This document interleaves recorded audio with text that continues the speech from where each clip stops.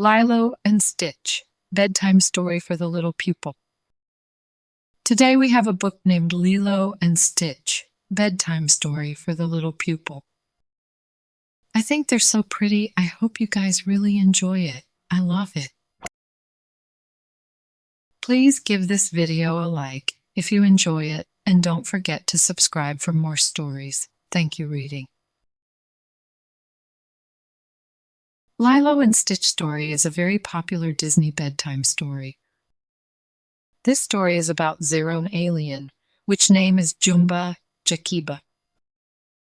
So, here we go. In a faraway galaxy, an alien scientist named Jumba Jakiba made a one-of-a-kind creature called Experiment 626. The creature's dangerous, destructive ways quickly landed him and Jumba in prison. Soon, 626 escaped and headed to planet Earth. The Grand Councilwoman ordered Jumba and his new partner, Pleakley, to capture 626 and bring him back. In exchange, Jumba would no longer be imprisoned. But 626 had a plan of his own, and it did not involve being captured. He ended up in an animal rescue center on the Hawaiian island of Kauai. He hid his spikes, antennae, and extra legs and pretended to be a dog. A while later, a little girl named Lilo and her older sister Nani went to the animal rescue center to find a pet. "Go pick someone out," Nani said to her sister. Lilo walked past the counter toward the kennel. When she saw 626, she knew she had to have him.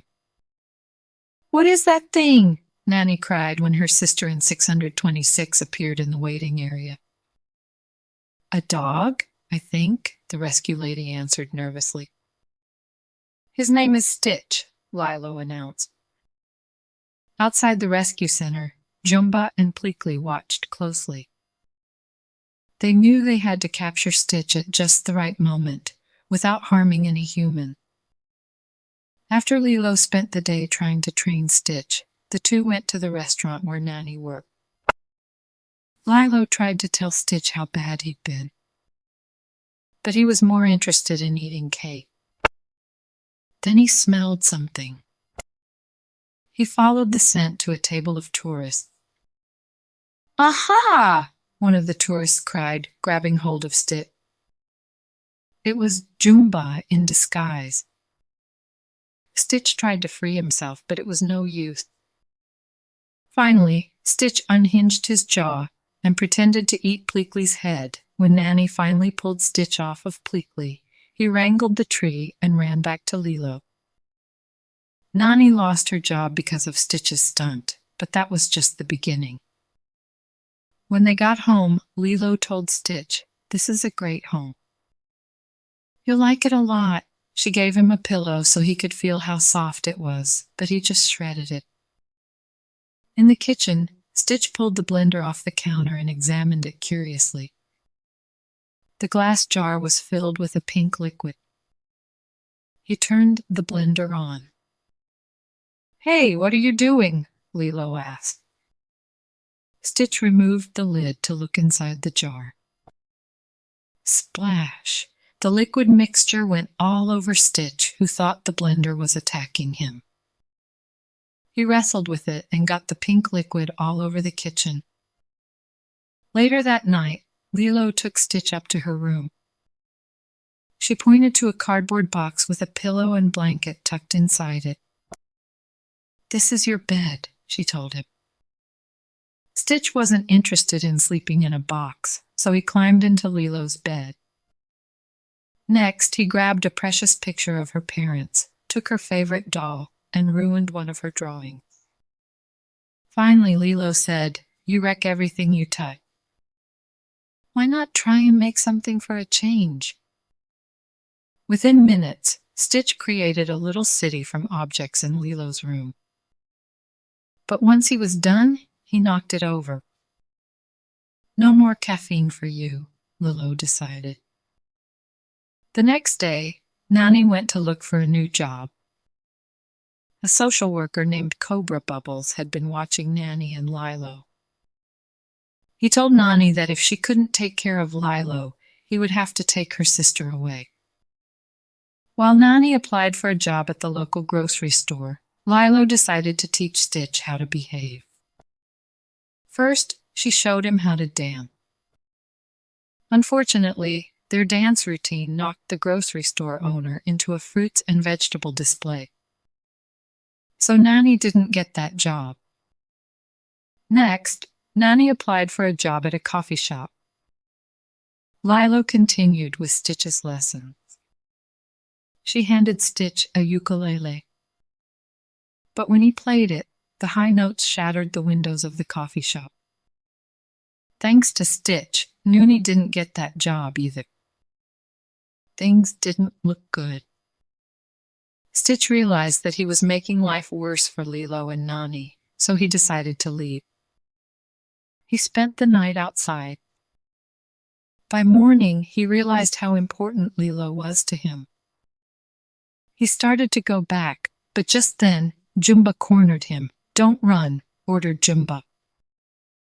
"Come quietly." That wasn't Stitch's style, though. He ran toward the house. "Come back here!" Jumba yelled as he tore through the trees with his plasma blaster. Stitch entered through the dog door and led Lilo out of the line of fire. Jumba burst in and began a furious battle with Stitch. Furniture was destroyed left and right. Frightened, Lilo ran to the phone and called Cobra Bubble. "Aliens are attacking my house," she cried. "They want my dog." Lilo didn't know what to do. Suddenly, the house began to shake.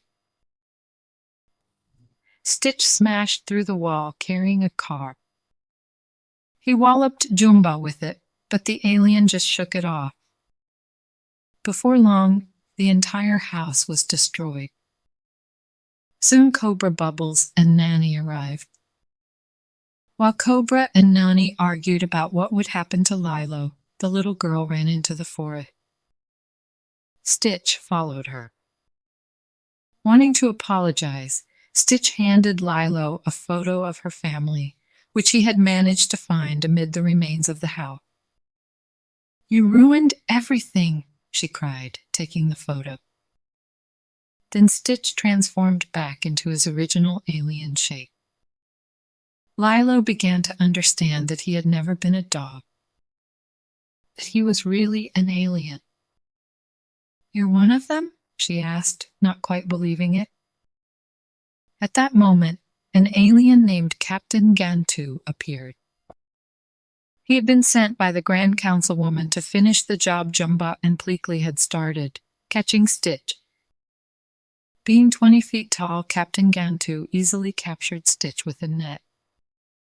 But he also trapped Lilo. Gantu was very proud of his triumph. "And here I thought you'd be difficult to catch," he told Stitch with a smirk. "Silly me." Gantu put Lilo and Stitch into a containment pod on the back of his ship. As the captain went into the cockpit to power up the ship, Stitch began his escape. He popped out of the pod and climbed on top of it to try and free Lilo. Before Stitch could get a grip, though, the ship's main engines fired and sent him crashing to the ground. The spaceship took off, with Lilo aboard. Nanny arrived just as the spaceship flew into the sky. "Lilo!" she cried. Wham! Something hard made contact with Stitch's head. He looked up to see Nani holding a thick branch. "Okay, talk. I know you had something to do with this," she said to Stitch. "Now where's Lilo? Talk! I know you can!" Before he could respond, Stitch was slammed by a plasma blast and handcuffed by Jumba. But that didn't stop Nanny. She pleaded with the aliens for their help.